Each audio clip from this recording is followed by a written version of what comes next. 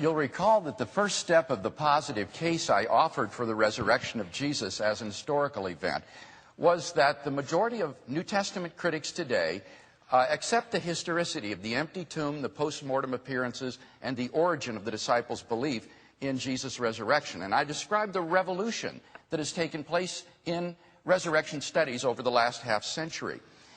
Bishop Spong says, well, this is a politician's trick, just trying to say that most scholars agree with you when in fact they do not. Now, I will say that I did say that deliberately and on purpose. And the reason I did is because over and over again, as I prepared for this debate in Dr. Spong's books, I found him assuring his readers that no scholar takes these resurrection narratives literally, that most scholars think that the empty tomb is an unhistorical legend, that few scholars think that Jesus appeared physically alive from the dead. And as a person who has done his doctorate in the resurrection at the University of Munich, I knew that these statements were false. I know the literature, and I knew that these statements were misleading his readers.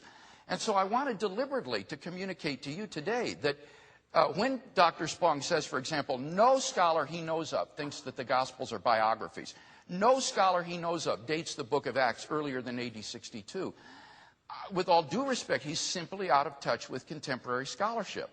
Take the question of the Gospels being biographies. Graham Stanton, British New Testament scholar, says 20 years ago, only a few scholars dared to challenge the belief that the Gospels were unique in literary genre.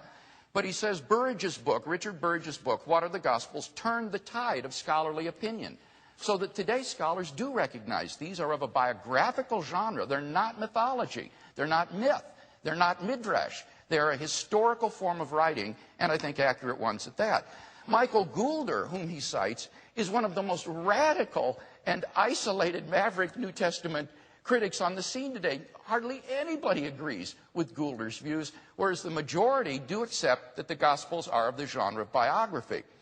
Also, with regard to the resurrection, my colleague Gary Habermas has recently completed a survey of over 1,400 articles published over the last 25 years on the resurrection. And his survey showed that 75% of scholars who have dealt with the subject argued in favor of the historicity of the empty tomb, and there was nearly universal agreement concerning the appearances and the origin of the disciples' belief in Jesus' resurrection. So these are indeed facts that are recognized by the majority of scholars today. Now, Dr. Spong says, but it's not multiply and independently attested, as you claim, because the Gospels have Mark as their only primary source. Not at all. As I argued, the non-Matthean vocabulary in the Gospel of Matthew shows that Matthew is using an additional source besides Mark. John is independent of Mark, so that's an additional source. Luke and John both have the story of the disciples, Peter and John, visiting the tomb, so they don't get that from Mark, and they're independent of each other, so that's traditional. I mentioned the sermons in the book of Acts, which mention the empty tomb.